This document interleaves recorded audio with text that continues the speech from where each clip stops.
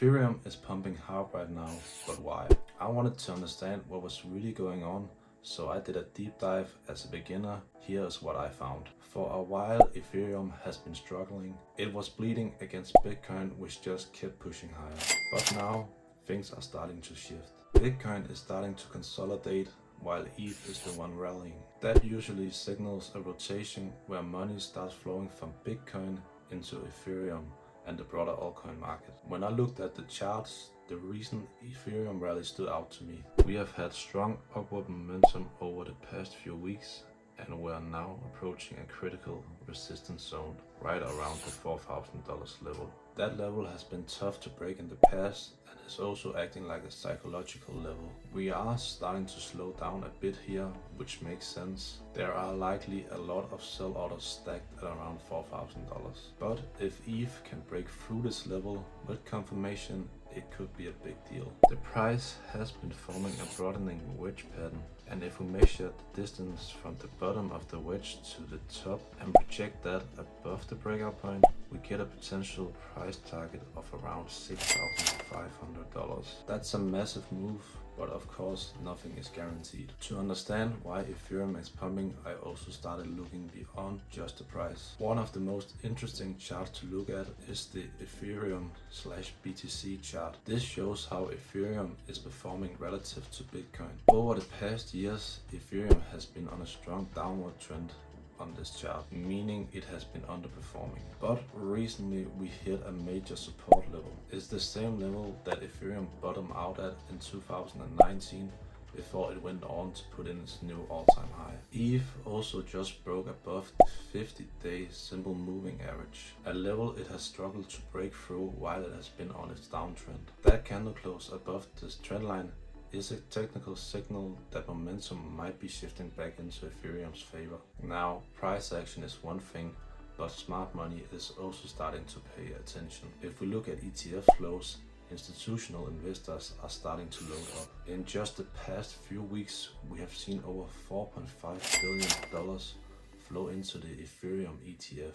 These are all net inflows, meaning that more are being bought than sold. Compare that to Bitcoin, which saw $2.7 billion in inflows in the same period. Still strong, but clearly ETH is the one that's been loading up on. What's even more telling, during this time, some of the Bitcoin was being sold, while Ethereum hasn't seen outflows. That suggests that the so-called smart money is starting to rotate into Ethereum. To get a broader view of where we are in the cycle, I also looked at the Bitcoin and Ethereum dominance. These charts show what percentage of the entire market is in each coin. Ethereum dominance recently bounced from the 12% level and looks like it might have bottomed. If it climbs back to previous highs, let's say around 21%, that would be a 76% increase in ETH's market share.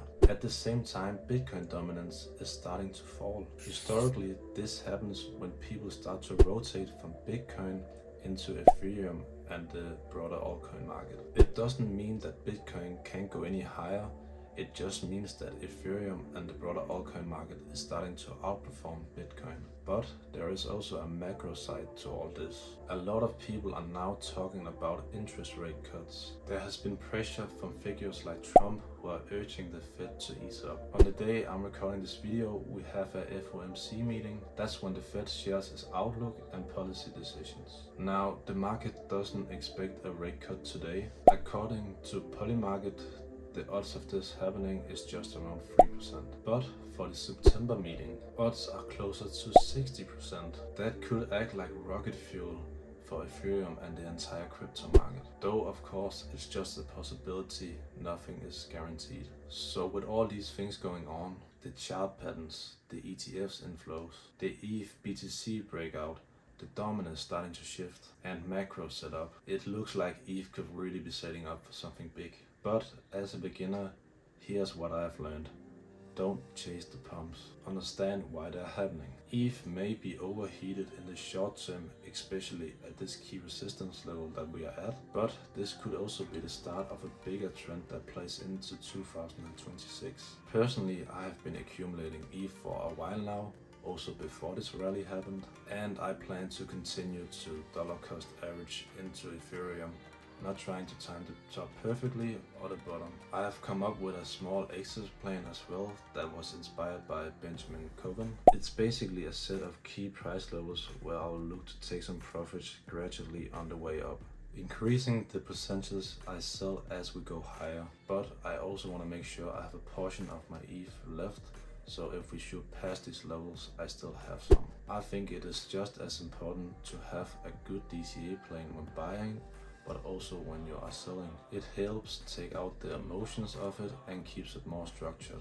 What I'm watching next is whether if these ETFs inflows continue, whether Ethereum can break above $4,000, and whether the Fed follows through with a rate cut, most likely in September. So these were some of the main reasons why Ethereum is pumping. It's exciting, but as always, do your own research. I'm still learning too, so I would love to hear your guys' thoughts. If you found this breakdown helpful, please hit the like and subscribe button, and let me know in the comments if you are buying this rally or waiting on the sidelines.